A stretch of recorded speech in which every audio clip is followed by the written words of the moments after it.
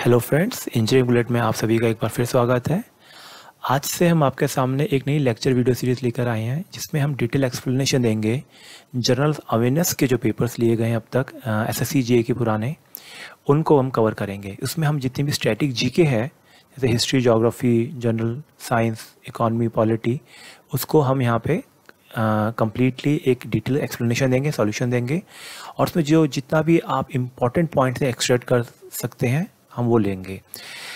साथ में ही एक बात और मैं कहना चाहूँगा कि ये जो लेक्चर सीरीज़ है ना सिर्फ एसएससी जेई के लिए हेल्पफुल रहेगी, बल्कि जितने भी एग्ज़ाम्स आपके होते हैं स्टेट पीसीएस के या स्टेट इंजीनियरिंग पीसीएस के, उसके लिए भी हेल्पफुल है, क्योंकि ये आपका एसएससी का जो एग्ज़ाम होता है सेंट्रल बेस एग्ज़ाम है। तो जो सेंट्रल बेस एग्ज़ाम होता है उनके जो क्वेश्चंस होते हैं, जब भी कोई पेपर सेटर पेपर बनाता है तो हमेशा प्रेफर करता है सेंट्रल लेवल के एग्ज़ाम या यूपीएससी या एसएससी के, तो उसमें वो काफ़ी प्रेफरेंस देता है। तो इसलिए इसकी इंपॉर्टेंस बढ़ जाती है आपके पीसीएस के पेपर्स के लिए भी।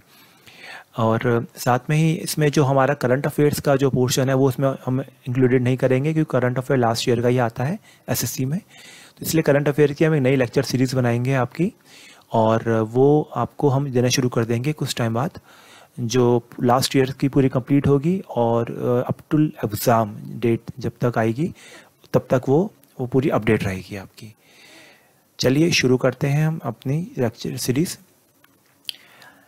पहला क्वेश्चन पूछा गया है कि which of the following volcano is known as the lighthouse of Mediterranean. इनमें से कौन सा ज्वालामुखी भूमध्य सागर का प्रकाश स्तंभ भी कहा जाता है? ऑप्शन है आपके पास माउंट फ्यूजी, माउंट पेले, माउंट वेसुवियस या माउंट स्ट्रोम्बोली। तो करेक्ट आंसर है इसका माउंट स्ट्रोम्बोली। देखिए, आप जैसे देख पा रहे होंगे चारों ऑप्शंस जो हैं, जिसने ज्योग्राफी का थोड़ा सा अध्ययन करा हो ये समझ पा रहा होगा, ये चारों के चारों एक्टिव वोल्केनोस में आते हैं आपके। ठीक है, एक्टिव वोल्केनोस। एक्टिव वोल्केनोस वो वोल्केनोस होते हैं जो विद इन 10,000 ईयर्स में एक्सप्लोड कर रहे हो आपके। एक्सप्लोजन जो हुआ उनका विद इन 10,000 ईयर्स में हुआ हो। अच्छा, ये जो माउंट फ्यूजी है आपका, ये करीबन अराउंड 1700 में एक्सप्लोड करा था, और बाकी तो जो है बेसिकली ये तो आपके माउंट वेसुवियस 1902 में ये करा था आपका। माउंट पेले करा था 1902 में आपका, और माउंट वेसुवियस स्ट्रोम्बोली जो है आपको कंटिन्यूसली एक्सप्लोड करते ही रहते हैं आपके। ठीक है, चलिए अब देखते हैं क्वेश्चन के बारे में। स्ट्रोम्बोली जो है आपका एक मोस्ट एक्टिव वोल्केनो है वर्ल्ड का। इसमें एक कंटिन्यूस एक्टिविटी चलती रहती है और ये लाई करता है northern of the Aeolians island. Aeolians island हमको पता है इटली में है। इसकी जो हाइट है 924 मीटर्स है सी लेवल से ऊपर, और जो इसका बेस है, डेप्थ है सी लेवल से, वो है 2000 मीटर नीचे। इसकी जो मतलब जो इसमें एक्सप्लोजन रेट है वो है करीबन 4 से 5 पर घंटा, यानी हर 20 मिनट में करीबन ये एक बार एक्सप्लोड करता है। एक्टिविटी रेगुलर है, तो इतनी रेगुलर है ये, इसलिए हम इसे स्ट्रोम्बोलियन बोलते हैं। यह देख पा रहे हैं आप, ऐसे लगता है फव्वारा फूट रहा है आपका, है ना, आग का फव्वारा ज्वालामुखी का। तो इसमें जब रोमन्स जब ट्रैवल करते थे आपका भूमध्य सागर के पास से पुराने समय में, तो उस समय ये काफ़ी आपकी इकोनॉमिक एक्टिविटी वाला प्लेस था जहाँ से हमारा ट्रेड होता था। तो जब वहाँ से गुजरते थे तो ऐसा लगता था कि ये एक तरीके का प्रकाश स्तंभ है या लाइट हाउस है, क्योंकि कंटिन्यूसली लाइट वो वहाँ से इरप्ट हो रही होती थी, तो इसलिए उसको बोलते थे light house of Mediterranean Romans. ये जो है आपका एक स्मॉल आइलैंड में लाई करता है टेरेनियन सी पे। इटली जो है आपका बेसिकली काफ़ी सी से घिरा हुआ है। नॉर्थ जो रीजन है वो से कनेक्टेड है आपका यूरोप से। ठीक है, नॉर्थ कोस्ट है सिसली के। सिसली में आपका एक बहुत ही इम्पॉर्टेंट माउंटेन आता है, जहाँ पे माउंट स्ट्रोम्बोली तो है ही आपका, और एक इम्पॉर्टेंट माउंटेन जो आता है वो है माउंट एटना। ठीक है, माउंट एटना। माउंट एटना जो है आपका ये सबसे हाईएस्ट वोल्केनो है यूरोप का। ये one of is the highest volcano. ठीक है, highest active volcano, highest volcano. ठीक है, माउंट एटना। और जो सिसली है बेसिकली आपका ये लार्जेस्ट आइलैंड है आपका मेडिटेरेनियन सी का, यानी सबसे बड़ा आइलैंड है आपका ये भूमध्य सागर का।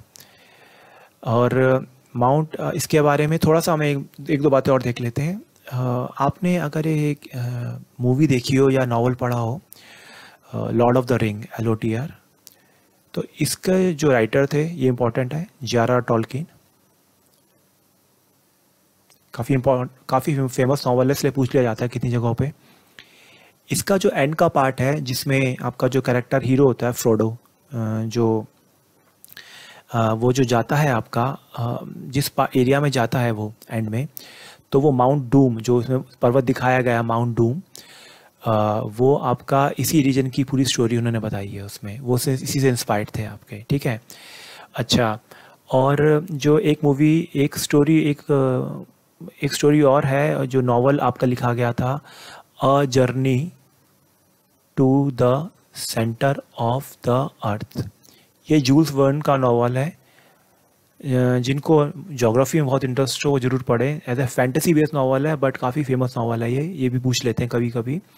तो इसका भी जो एंड है वो इसी से इंस्पायर्ड है, इस एरिया से, ठीक है। चलिए आगे चलते हैं। माउंट फ्यूजी जो है आपका ऑप्शन और देखा, माउंट फ्यूजी जो है आपका, ये है आपका होंशु आइलैंड में। होंशु आइलैंड आपको पता है जापान में है, ये हाईएस्ट माउंटेन है जापान का, और ये काफ़ी स्पिरिचुअल, जैसे हैं हमारे यहाँ कैलाश बोलते हैं ना, कैलाश जाना पर्वत के बारे में बोलते हैं, या नंदा देवी पर्वत होली माउंटेन्स के बारे में बोलते हैं, वैसे ही ये आपका जापान का होली माउंटेन्स में से आता है माउंट फ्यूजी। इसकी जो हाइट है करीबन 3776 मीटर्स में या फिर इतनी फीट में। इसे सेकंड हाईएस्ट वोल्केनो है आपका ये हमारा एशिया में, आफ्टर माउंट कैरिनिसी जो आपका लाई करता है सुमात्रा द्वीप समूह में, ठीक है। ये इंपॉर्टेंट है माउंट कैरिनिसी। माउंट पेले जो है ये वोल्केनो है, ये आपका एरप्ट करा था आपका, जिसने एंटायर सिटी सेंट पायर की जो है जो बिगेस्ट सिटी थी कैरिबियन आइलैंड जो है वहाँ का है मार्टिनिक जो है, वहाँ के 30,000 से ऊपर लोगों को 1 मिनट के अंदर वहाँ पे डिस्ट्रॉय कर दिया था। यानी 1 मिनट के अंदर जब उसमें वाष्प वो गिरा था, जब बारिश हुई थी एशेस की, तो इतना टेम्परेचर हीट हो गया था उस एरिया का 2000 डिग्री सेल्सियस अराउंड, तो ऑन द स्पॉट डेथ हो गई थी वहाँ पे। सिर्फ 3 लोग ही बच पाए थे उसमें से। और जो माउंट वेसुवियस है आपका, ये भी आपका बेसिकली गल्फ ऑफ नेपल्स में है, कैंपेनिया में पड़ता है ये, इटली में। देखिए जितने भी आपके वोल्केनोज हैं, एक्टिव वोल्केनोज हैं, वो सारे इटली में लाई करते हैं, ये इंपॉर्टेंट पॉइंट है। और माउंट वेसुवियस जो है आपका, ये सोमा स्ट्रेटोवोल्केनो है। सोमा स्ट्रेटोवोल्केनो बेसिकली ये होता है जो आपका एक वे में क्रेटर बनता है जब आपका एक्सप्लोजन के बाद, तो यहाँ पे ना एक कोन बन जाता है आपका कुछ जगहों पे, कुछ वोल्केनोज में, उसी फिनोमेना को हम बोलते हैं सोमा स्ट्रेटोवोल्केनो। नेक्स्ट क्वेश्चन में चलते हैं।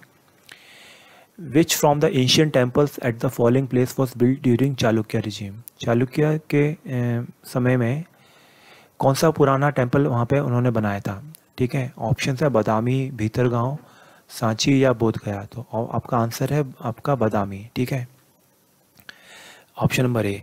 तो लोकेटेड इन द, ये जो आपका भीतर बादामी जो है आपका, ये बागलकोट डिस्ट्रिक्ट में लाई करता है, नॉर्थ कर्नाटका में। बादामी का पुराना नाम जो था वातापी बादामी भी था। बादामी जो है आपका, ये चालुक्य ने इसको बनाया था इस कैपिटल को 540 से 757 AD के बीच में। ये प्लेस काफ़ी पॉपुलर है क्योंकि यहाँ पे केव टेम्पल्स हैं जिनको बलुआ पत्थर को काट के बनाया गया है, और ये सराउंड करती है अगस्त्य लेक को, ठीक है। यहाँ पे बेसिकली 4 केव्स है, ये रहा आपका, काफ़ी अच्छी है दिखने में, आप कभी जाएंगे तो जरूर देखिएगा, काफ़ी सुंदर जगह है ये। यहाँ बेसिकली 4 केव्स हैं, जो 3 जो है वो हिंदुज़म को डेडिकेटेड है, जिनमें से शैवाइट्स यानी शिव, भगवान शिव, वैष्णवाइट्स यानी भगवान विष्णु, और शक्तिपीठ यानी माता दुर्गा को वहाँ पे ये डेडिकेटेड है। और जो एक टेम्पल है वो डेडिकेटेड है जैनिज्म को यानी भगवान महावीर को। इस टेम्पल से करीबन 23 किलोमीटर दूर या 14 माइल दूर एक यूनेस्को का वर्ल्ड हेरिटेज साइट पड़ती है पट्टडकल। पट्टडकल इसका नाम एक है, पट्टडकलू बोलते हैं हम उसको कन्नड़ा भाषा में, या रक्तपुरा, ठीक है। ये कॉम्प्लेक्स है 7वीं से 8वीं शताब्दी के बीच में।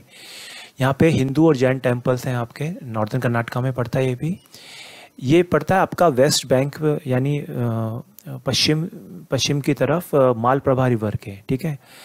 मालप्रभा रिवर के पास पड़ता है, ये पूछ लेते हैं कभी, और बागलकोट डिस्ट्रिक्ट में है।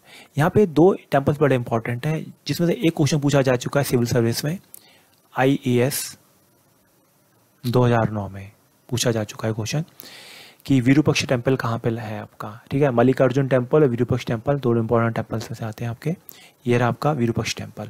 ये दोनों जो टेम्पल थे भगवान शिव को समर्पित है।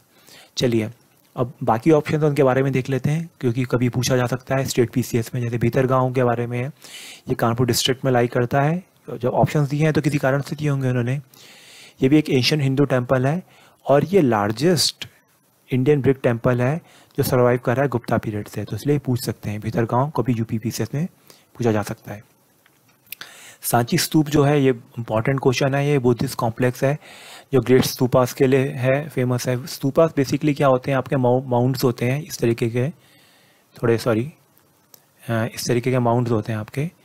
ये बेसिकली रेस्टिंग प्लेस होती थी जब आपके जितने भी बुद्धिस्ट लोग आते थे, कम्यून करते थे यहाँ प्रार्थना भी करते थे और रेस्टिंग प्लेस भी थी। इवन कहते हैं कि उससे पहले वहाँ पे उनको मतलब उनका क्रिमेशन भी होता था। अच्छा, ये लाई करता है रायसेन डिस्ट्रिक्ट में, मध्य प्रदेश में। तो पूछ लेते हैं सांची स्तूप, सांची जो है, सांची स्तूप को कौन से डिस्ट्रिक्ट में लाई करता है, ये इंपॉर्टेंट क्वेश्चन है एमपीपीसीएस का। फिर एक क्वेश्चन आता है आपका कि बोध गया के बारे में ऑप्शन है। बोध गया थोड़ा सा हम देख लेते हैं। बोध गया एक रिलीजियस साइट है और फिर वहाँ पे काफ़ी लोग जाते हैं। यहाँ पे ये फेमस इसलिए है, ये आपका लाई करती है बेसिकली गया डिस्ट्रिक्ट में, बिहार में। जैसे कि आप लोग काफ़ी जानते होंगे कि फेमस है आपकी गौतम बुद्धा की वजह से। गौतम बुद्धा ने वहाँ पे निर्वाण प्राप्त किया था, इसलिए वो फेमस है, ठीक है। एक बोधि ट्री के अंडर नीचे। और उनके जो 4 सबसे इम्पोर्टेंट इवेंट्स थे उनके लाइफ के, भगवान बुद्ध के, वो ये थे। लुम्बिनी यानी नेपाल में उनका वहाँ पैदा हुए थे। बोधगया में उनको निर्वाण प्राप्त हुआ था। सारनाथ में उन्होंने अपने पहले प्रवचन दिए थे, जिनको धम्मचक्र परिवर्तन भी बोलते हैं। और कुशीनगर, ये आपका सारनाथ आपका पड़ता है बनारस के पास में, काफ़ी पास है वहाँ से। और कुशीनगर भी यूपी में ही पड़ता है आपका, ये सारनाथ भी यूपी में है। कुशीनगर एक डिस्ट्रिक्ट है, वहाँ पे इनका देहांत हुआ था। चलिए नेक्स्ट क्वेश्चन में चलते हैं। Which of the dance is always a solo dance, इनमें से कौन सा डांस मतलब अकेले में ही मतलब एक सोलो डांस होता है आपका। उसका ऑप्शन है आपका ओडिसी, कुचिपुड़ी, यक्षगान या Ottan Thullal. The correct answer is Ottan Thullal. इसका ऑटम थुल्लल एक केरला का डांस फॉर्म है। ये काफ़ी एनर्जेटिक डांस फॉर्म है। ऑटम का मतलब होता है रन, भागना, कूदना, और थुल्लल का होता है नाचना, ठीक है। इसमें आर्टिस्ट खुद ही जो नाचने वाला होता है खुद ही गाना गाता है और एक्सप्लेन करता है स्टोरी का कंटेक्स्ट। या पीछे से जब काफ़ी लोग होते हैं ज़्यादा, या फिर कभी बड़ी स्टेज में किया जाता है तो एक नरेशन पीछे से देने वाला होता है। इसमें जो इंस्ट्रूमेंट्स होते हैं ऑटम थुल्लल में, वो होते हैं मृदंगम और इदाका। ये इंपॉर्टेंट है, ये पूछ सकते हैं। ये डांस फॉर्म जो है बेसिकली एक सैटारिकल फॉर्म है, ठीक है। ये शुरुआत की गई थी कालाकत कुंचन नाम्बियार द्वारा 18वीं सदी में। और ये एक तरीके का प्रोटेस्ट फॉर्म था, जो कि पक्षपात जो रवैया था सोसाइटी का उस समय लोगों के प्रति, उसके अगेंस्ट में एक तरीके से, यानी एंटी एस्टेब्लिशमेंट बोल सकते हैं इसको। एक डांस फॉर्म है एक तरीके से, आप समझ सकते हैं। एंटी एस्टेब्लिशमेंट है तो ये बैन होगा टेम्पल्स में, इसलिए ये बैन तब भी था और आज भी ये टेम्पल्स में बैन है। ये एक ट्रेडिशनल इक्विवेलेंट है जो आज के ज़माने में मॉडर्न स्टैंड अप कॉमेडी है, क्योंकि इसमें जो क्या होता है कि जो इश्यूज उठाए जाते हैं वो करंट सोशल पॉलिटिकल होते हैं, यानी समकालीन जो भी मुद्दे होते हैं, ज्वलंत मुद्दे होते हैं, उनको एक तरीके से व्यंग्यात्मक तरीके से, यानी सैटारिकल या सरकास्टिक टोन में बोला जाता है। और इसमें जो और भी टॉपिक्स उठते हैं वो होते हैं आपके पुराणों से संबंधित कहानियाँ भी इसमें ली जाती हैं। चलिए एक क्वेश्चन पे आते हैं अगले। उसमें पूछा गया है कि of the power station at the following places which one is a nuclear power station. इनमें से जो पावर स्टेशन है कौन सा न्यूक्लियर है, यानी नाभिकीय ऊर्जा केंद्र है आपका। नेवेली, तारापुर, बरौनी और Ramagundam. The correct answer is Tarapur. Neyveli, Barauni और रामागुंडम जो है आपके सारे, ये आपके स्टीम पावर प्लांट है, ठीक है। ये कोयले से वाले पावर प्लांट है आपके। तारापुर एटॉमिक पावर प्लांट जो है आपका तारापुर में है। पालघर महाराष्ट्र में है। देखिए पालघर अभी पिछले लास्ट मंथ बड़ा इनफेमस हुआ था, काफ़ी हर जगह खबरों में था, आपने नाम सुना होगा। तो आप पालघर से समझते हो तो पूछे ही नहीं, जो इंसिडेंट हुआ था आप टाइप कर लीजिए, वो पता चल जाएगा जिसको नहीं पता। तो उससे संबंधित पालघर में क्या इंपॉर्टेंट है वो ये पूछ सकते हैं। तो तारापुर एक एटॉमिक पावर स्टेशन है वहाँ पे, तो ये पूछ सकते हैं वो कहाँ पे है आपका, ठीक है। It was a first commercial, वो पहला कमर्शियल न्यूक्लियर पावर स्टेशन है जो कि इंडिया में बिल्ड किया गया था। ये क्वेश्चन पूछा जा सकता है आपसे इनडायरेक्टली, ठीक है। तो इसलिए मैं कह रहा हूँ कि पुराने पेपर्स में काफ़ी इंपॉर्टेंस होती है अगर उसे करंट इवेंट से जोड़ा जाए तो उसमें आप खुद को आपको एनालाइज करना पड़ेगा कि कैसे ये क्वेश्चन पूछा जा सकता है। देखिए इसमें हम देख लेते हैं, बेसिकली हमारे इंडिया में समय 7 ऑपरेटिंग पावर स्टेशन है मेजर, जो है कैगा वो कर्नाटका में लाई करता है, काकरपर वो आपका लाई करता है गुजरात में, कुंडनकुल्लम ये आपका तमिलनाडु में है, कलपक्कम ये आपका तमिलनाडु में है, नारोरा ये आपका उत्तर प्रदेश में है, राजस्थान रावतभाटा जो कि है कोटा पास ये भी आपका राजस्थान में है, और तारापुर आपका ये महाराष्ट्र में है। इसमें जो सबसे हाईएस्ट कैपेसिटी जिसकी सबसे ज़्यादा कैपेसिटी है वो है कुंडनकुल्लम। ये क्वेश्चन इंपॉर्टेंट है, पूछा जा सकता है। चलिए नेक्स्ट क्वेश्चन पे चलते हैं। इनमें से कौन सा स्पेस व्हीकल जो चांद पे लैंड किया था, चांद पे जो उतारा गया था, ठीक है। ऑप्शन है चैलेंजर, एक्सप्लोरर, अपोलो, कोलंबिया। काफ़ी लोगों को इसका आंसर पता होगा, Apollo is the correct answer. Apollo program था वो नासा ने बनाया था जिससे कि चांद पे मनुष्य को पहुंचाया जा सके और वहाँ से वापस लाया जा सके। बेसिकली ये टोटल 11 मिशंस थे जिसमें से 6 मिशंस इस गोल को अचीव कर पाए थे। पहला मिशन जो था वो अपोलो 11 था। इसी मिशन से हमारे जो तीनों एस्ट्रोनॉट्स थे वो गए थे। इसके बाद 12, 14, 15, 16, 17 भी मिशन ने गोल अचीव किया था। अब क्वेश्चन कभी पूछ लेते हैं, वो डेट पूछ लेते हैं कब, जो क्योंकि बहुत बड़ा इवेंट था, एक मनुष्य चांद पे उतरा, वो डेट बहुत इंपॉर्टेंट है, जुलाई 20, 1969। ये कितनी जगह पूछा गया है क्वेश्चन में स्टेट्स लेवल पे कि वो कब उतरा था, और अपोलो कौन सा वो जो स्पेस व्हीकल था वो था अपोलो 11, ठीक है। नील आर्मस्ट्रॉन्ग फर्स्ट पर्सन थे जिन्होंने, ये क्वेश्चन तो बहुत पेट क्वेश्चन है, कितनी जगह आपने देखा होगा। उनके साथ कौन थे ये भी इंपॉर्टेंट है, बज़ एल्ड्रिन उनके साथ थे, लेकिन कौन उनके साथ नहीं था जो कि साथ में वो उसमें चक्कर काट रहा था ऊपर वाले कमांड मॉड्यूल में, उनका नाम था माइकल कॉलिंस। तो इसलिए 3 लोग थे, आपको तीनों के नाम पता होने चाहिए। टोटल 11 अपोलो फ्लाइट्स जा चुकी हैं अब तक। थोड़ा सा और के बारे में देख लेते हैं जो कि नाम आए हैं। कोलंबिया जो था वो स्पेस शटल, ये वही स्पेस शटल है, याद होगा कल्पना चावला का जिसमें देहांत हो गया था, जिनमें उनका एक्सीडेंटल डेथ हुई थी। ये स्पेस शटल हमारा जब पृथ्वी में री एंटर कर रहा था तो उस समय जितने भी सवार थे साथ के साथ वो ऑन द स्पॉट उनकी डेथ हो गई थी। ये जो डेट थी फरवरी 2003 में, और इसका कारण ये बताया गया था कि जो आपकी प्लेट्स होती हैं, जो टेम्परेचर को जो आपका टाइल्स होती हैं जो बाहर लगी होती हैं, उनमें से एक टाइल उखड़ गई थी, तो उसकी वजह से जो शील्डिंग प्लेट्स थी वो आपकी टेम्परेचर सहन नहीं कर पाई जब वो एंटर करती है, क्योंकि जब हम एटमॉस्फेयर में अंदर एंटर करते हैं तो आप जानते हैं कि टेम्परेचर काफ़ी हाई हो जाता है, तो उसको वो झेल नहीं पाई और एकदम से उसमें ब्लास्ट हो गया, ठीक है। तो इसमें कल्पना चावला जो इंडियन बॉर्न आपकी एस्ट्रोनॉट थी, इंजीनियर थी, उनका वहाँ पे उनकी डेथ हुई थी। ये करनाल में इनको बोलते हैं हरियाणा की बेटी, करनाल में इनका जन्म हुआ था। ये क्वेश्चन HSSC में काफ़ी बार पूछा गया है आपका, ठीक है, इसलिए इम्पोर्टेंट है। और first women of Indian origin जो स्पेस पे ये गई थी, ठीक है। अच्छा, चैलेंजर जो है आपका, ये भी स्पेस शटल, ये तो हमारा उतरते हुए जो ब्लास्ट हुआ था, और ये जब हमारा जो स्पेस शटल था हमारा जब ऊपर रॉकेट जा रहा था उस समय एक्सप्लोड कर गया था जनवरी 28 में, और ये 73 सेकंड के अंदर ही जब लिफ्ट ऑफ किया उसके बाद ही ये एक्सप्लोड कर गया, और इसमें सवार सारी यात्री मारे गए थे ऑन द स्पॉट। चलिए, Which of one of the following cannot be used to measure time inside a satellite orbiting around the Earth? इनमें से कौन सी क्लॉक को नहीं यूज़ किया जा सकता अगर वो सैटेलाइट में हम टाइम मेजर करना चाहें तो उससे? क्वेश्चन ये पूछा गया, आसान क्वेश्चन है, इसमें ज़्यादा एक्सप्लेनेशन भी नहीं है। इसका आंसर है आपको पता है pendulum clock. Pendulum clock basically gravity पे काम करती है, तो पता है आपको, और जो सैटेलाइट होती है वहाँ पे ग्रेविटी नहीं होती है। और टाइम पीरियड आपको पता है, जैसे कि टाइम पीरियड आपका होता है, time period is equal to 2π under root में L/G। ग्रेविटी आपकी अप्रॉक्सीमेटली 0 होती है, और टाइम पीरियड आपका करीबन इनफाइनाइट हो जाता है यहाँ पे, यानी अनयूजेबल हो जाता है आपकी क्लॉक यहाँ पे। बाकी क्लॉक से आप मेजर कर सकते हैं आप टाइम सेटेलाइट में। चलिए नेक्स्ट क्वेश्चन चलते हैं। कलर्ड लाइट जो होती हैं वो सबसे ज़्यादा इफेक्टिव फोटोसिंथेसिस के लिए कौन सी होती है? ये बहुत इंपॉर्टेंट क्वेश्चन है, ये मुझे लगता है रिपीटेड क्वेश्चन आ सकता है ये क्वेश्चन SSC में, चाहे वो यहाँ JEE में आए या किसी और एग्ज़ाम में आए, क्योंकि ये इंपॉर्टेंट क्वेश्चन में से है।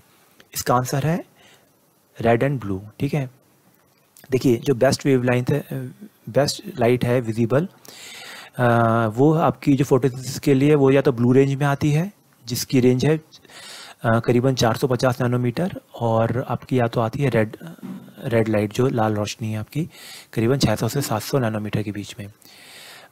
तो इसलिए हमारी लाइट फोटोसिंथेसिस की जो होती है इसी रेंज में हमारे लाई करती है। ठीक है, ब्लू लाइट जो होती है वो एब्जॉर्व करी जाती है, जो नीली जो रोशनी होती है वो एब्जॉर्व करी जाती है कैरोटीनॉइड्स द्वारा, जो पास करते हैं एनर्जी को क्लोरोफिल को। ठीक है, जो रेड लाइट होती है वो अब्जॉर्व करी जाती है क्लोरोफिल के द्वारा सीधा डायरेक्टली। अब ये होते हैं क्या, कैरोटीनॉइड्स और क्लोरोफिल, क्या जान लेते हैं थोड़ा। प्लांट्स में काफ़ी टाइप के पिगमेंट्स होते हैं जो कि डिफरेंट लाइट को एब्जॉर्व करते हैं। ठीक है, डिफरेंट अलग अलग रोशनी को एब्जॉर्व करते हैं। उनमें से जो मेन पिगमेंट होता है हमें पता है सबको नाम, क्लोरोफिल, और एक और एक्सेसरी पिगमेंट होता है जिसको हम बोलते हैं कैरोटीनॉइड्स। ठीक है, ये कभी पूछ लें आपसे, इंपॉर्टेंट है, क्योंकि ब्लू और रेड लाइट वेवलेंथ जो होती है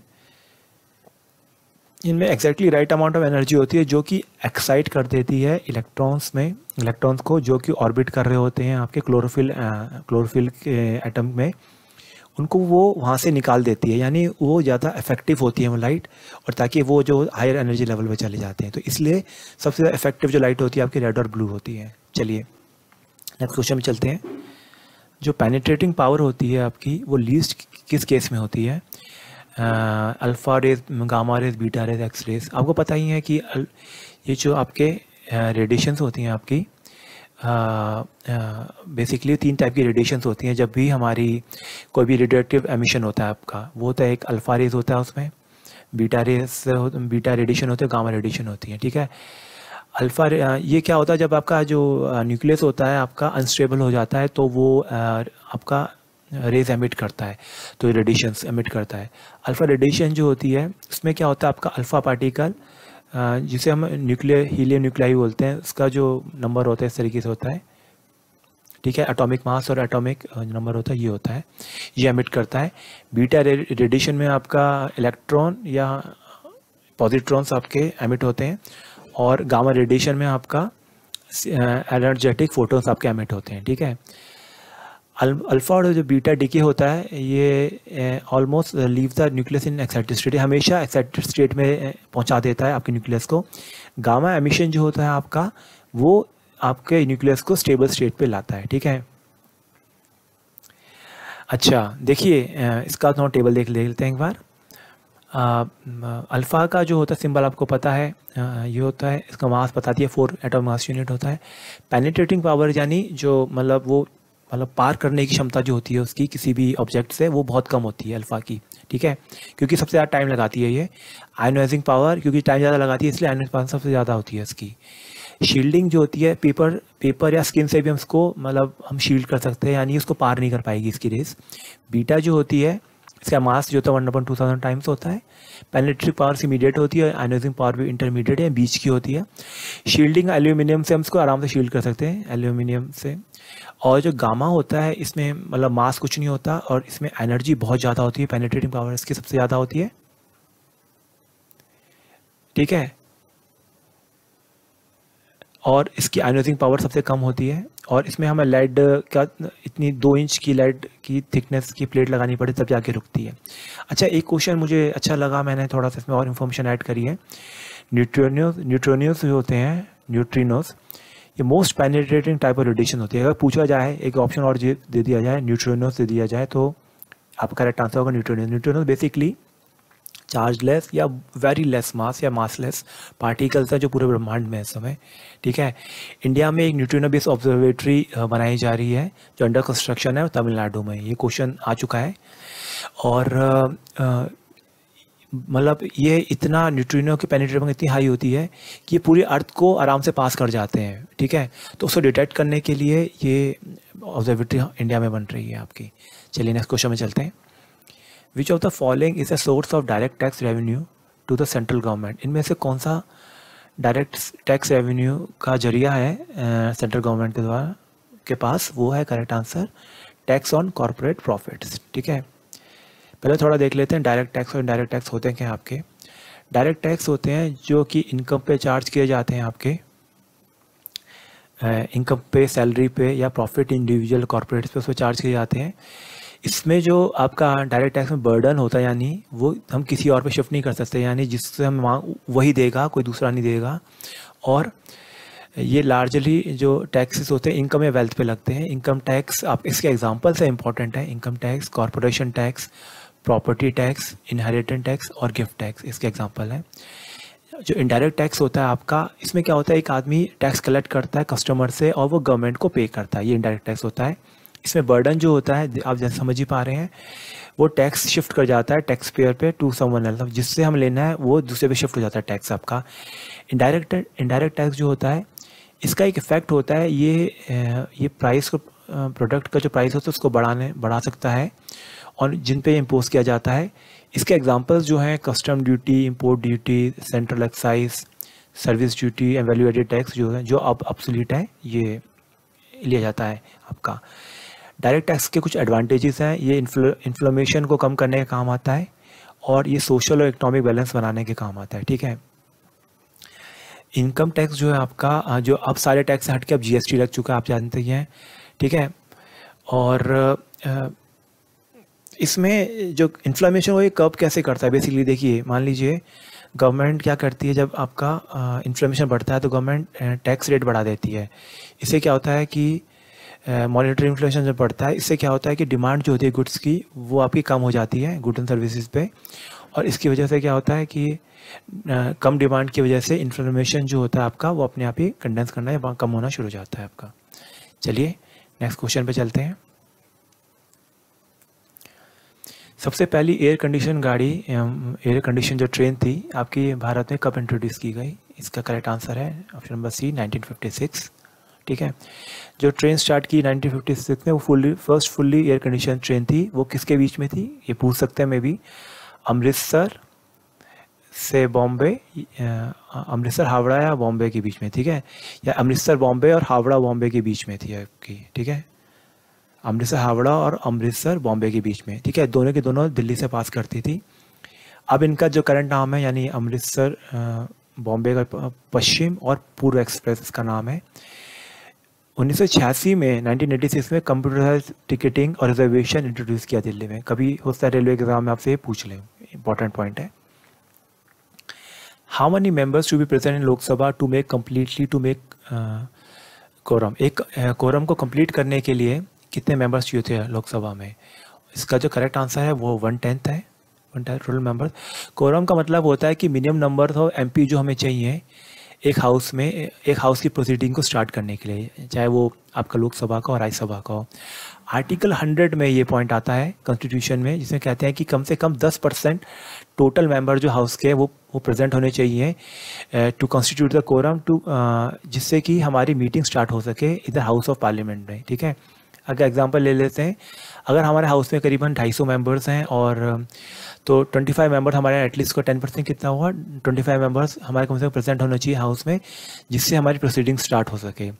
अगर कोरम अगर प्रोसीडिंग स्टार्ट नहीं हो पाती, कोरम नहीं हो पाता तो चेयरमैन के पास या तो एडजर्न कर सकता है वो, या वो सस्पेंड कर सकता है जब तक नया कोरम मतलब हमारा लागू ना हो वहाँ पे, ठीक है। चलिए नेक्स्ट क्वेश्चन चलते हैं। नॉर्मल लेवल ग्लूकोज का जो ब्लड में है वो कितना होता है पर 100 ml पे? इसका करेक्ट आंसर है option number B, 80 to 120 mg। Normal blood sugar जो होते हैं आपका, वो होता है less than 100 milligram per decilitre after not eating, ठीक है। अगर जब हम फास्टिंग कर रहे हैं तब उस समय इतना होता है। और आपको पता है कि शुगर टेस्ट जब भी होता है 2 बार लिया जाता है, और they should be less than 140 mg per decilitre 2 hour after eating, ठीक है। During the day level tend to be at the lowest just before the meal. जब खाने से पहले सबसे लोएस्ट होता है, क्योंकि हमने कुछ खाया नहीं होता और हमारा खाना जो है आपका वो ब्रेक डाउन नहीं करता आपका ग्लूकोज पे, तो इसलिए हमारा जो लेवल होता है ग्लूकोज का लो होता है। नेक्स्ट क्वेश्चन में देखते हैं। मेटेलिक एलिमेंट जो क्लोरोफिल का है वो कौन सा है? Correct answer is option number C, magnesium, ठीक है।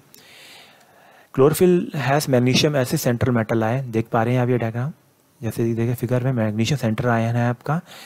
And the large organic molecule to which it is bond is known as porphyrin. ये जो पूरा आपका ऑर्गेनिक मॉलिक्यूल है इसे पॉरिफेरिन बोलते हैं, ठीक है। पॉलीफ्रीन कंटेन 4 नाइट्रोजन एटम, इसके सराउंडिंग में क्या होते हैं, 4 नाइट्रोजन एटम्स होते हैं आपके, जो बॉन्डेड होते हैं मैग्नीशियम से इन स्क्वायर प्लेनर अरेंजमेंट पे। चलिए नेक्स्ट क्वेश्चन में चलते हैं।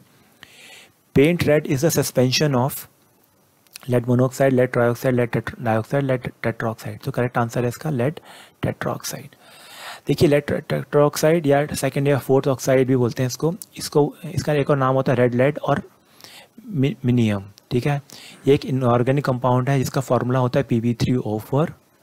क्योंकि केमिस्ट्री क्वेश्चन आपको पता आते हैं इसमें। और ब्राइट रेड और ऑरेंज सॉलिड, इसको हम एक तरह से पिगमेंट की तरह यूज़ करते हैं मैन्युफैक्चरिंग और बैटरी के मैन्युफैक्चरिंग में, या फिर rust proof anti corrosive primer paints जो होते हैं यूज़ होते हैं।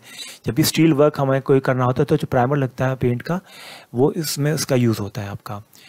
It is an example of mixed valence compound being composed of both Pb2 and Pb4 in the ratio 2:1। 2:1 के रेशियो से इनमें कंपाउंड ये डले होते हैं आपके। अब बाकी देख लेते हैं थोड़े से। लेड डाइऑक्साइड जो होता है इसे लेड फोर्थ ऑक्साइड भी बोलते हैं। ये एक इनऑर्गेनिक कंपाउंड है जिसका फॉर्मूला होता है PbO2। ये डार्क ब्राउन सॉलिड है जो कि इंसॉल्युबल होता है पानी में। ये 2 क्रिस्टलाइन फॉर्म्स में होता है।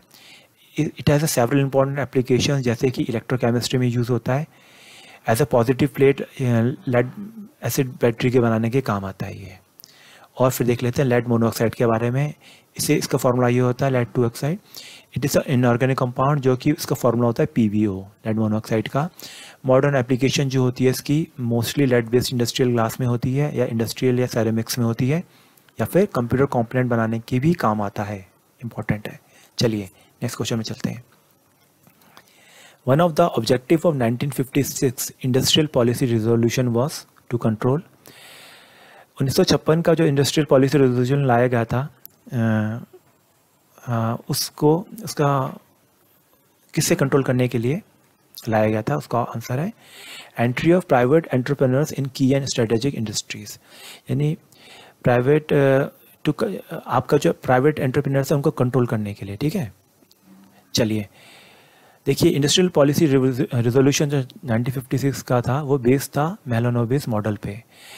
ये PC मेलानोबिस जो थे आपके बेसिकली इन्हें फादर ऑफ मॉडर्न स्टैटिस्टिक्स भी बोला जाता है, ठीक है। Father of statistics, modern statistics basically India में। और ये फाउंडर थे ISI के। ISI था इंडियन स्टैटिस्टिकल इंस्टीट्यूट जो कलकत्ता में है आपका, ठीक। ये फर्स्ट मेंबर थे आपके जो फर्स्ट पार्लियामेंट्री कमीशन आपका बना था उसके ये मेंबर थे। और ये मॉडल सजेस्ट करता है कि हम जो एम्फोसिस करें ज़्यादा वो है हैवी इंडस्ट्रीज़ पे, जिससे कि हमारी इंडियन जो ग्रोथ है लॉन्ग टर्म रहे, हमारी इकॉनमी की जो ग्रोथ है long term higher growth path पे हम जा सकें।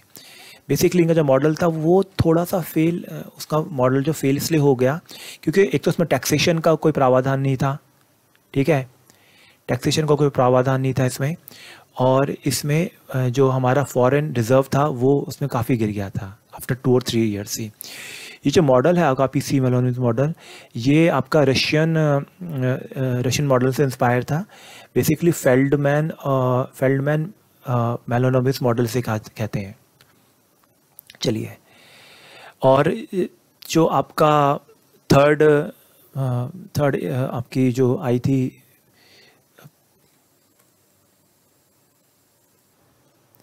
थर्ड प्लानिंग कमीशन में इसको हमने हटा दिया था, ठीक है। अच्छा, इसमें जो थे 4-फोल्ड क्लासिफिकेशन थी 1948 इंडस्ट्रियल पॉलिसी की, उसको हमने चेंज करके इसमें 3-फोल्ड क्लासिफिकेशन थी, शेड्यूल A, शेड्यूल B और शेड्यूल C इंडस्ट्रीज़ की। शेड्यूल A इंडस्ट्रीज़ जो थी इसमें 17 इंडस्ट्रियल एरियाज है जिसमें जो सारे सेंट्रल गवर्नमेंट के अंडर में आते थे, ठीक है। इसमें सारे आपके जितने भी जैसे atomic energy, iron steel, heavy plants, heavy power plant, coal and lignite, minings, ठीक है, aircraft, railway, electricity generation, distribution, जितने भी 17 थे वो सारे के सारे इसके अंडर आते थे शेड्यूल ए में। शेड्यूल B जो था आपका, इसमें 12 इंडस्ट्रीज़ थी जिसमें स्टेट गवर्नमेंट पे अधिकार था उसका, लेकिन उनको साथ में ही उनको पूरी मोनोपोली नहीं दी गई थी। साथ में एक भी कहा गया था कि प्राइवेट सेक्टर के साथ प्राइवेट सेक्टर को सप्लीमेंट या हेल्प करना पड़ेगा स्टेट गवर्नमेंट्स को उनको ग्रो कराने में, यानी उनको चलाने में। और शेड्यूल सी इंडस्ट्रीज़ थी, जो बाकी जितनी भी इंडस्ट्रीज अब की रह गई हैं ए और बी में, वो सारी प्राइवेट सेक्टर्स जो थे वो शेड्यूल सी में आ गए थे, ठीक है, subject to the licensing regulation under the industrial development regulatory act के तहत।